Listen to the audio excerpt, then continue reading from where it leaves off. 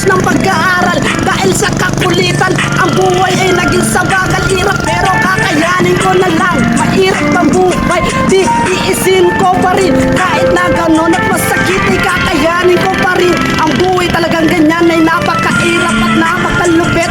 Alam ko sa Pilipinas, pataas ng pataas yung bilian sa Pinas. Ngayon tumaas ang dalengke sa bigas at mga gas, lalong-lalo na sa lahat. Paano na yung gobyerno natin? Bakit di bumaba? Ano ba talaga nakakahindi sa mga tenga? Maskit man kakayanin kapatid, kailangan po natin tiisin. Talagang ganyan maging iyakin, lumalaban mga bagay na simulan. Walang araw makakayanin na natin yan. Malalabanan natin ang problema at gutom sa tiyan. Ay kailangan kong harapin at tanggalin ko na lang mga bagay na aking sinimulan. Kailangan kong nang balikan.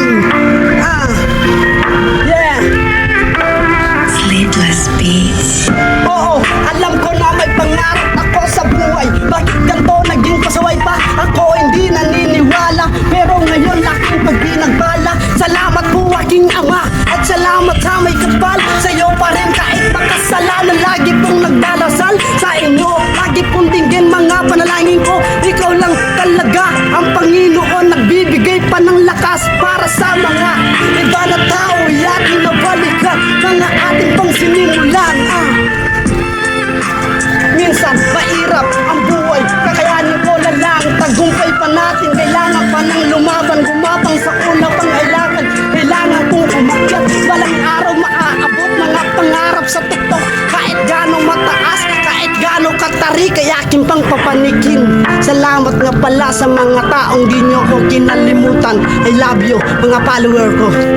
Ayan, isang vlogger Pilipino nga pala. Ang daming nasuportaan, yun ang aking sagawa. Sa mga ginagawa ko na kanta upang malaman ng iba.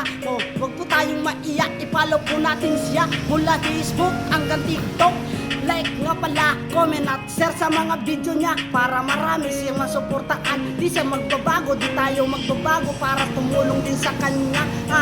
Ryan Byron Del ka nga pala, di yan magsasawa. Kahit na papano, ang gaya sa baba, hanggang ang pataas. Isa ko lang naranasan sila sa Pinas.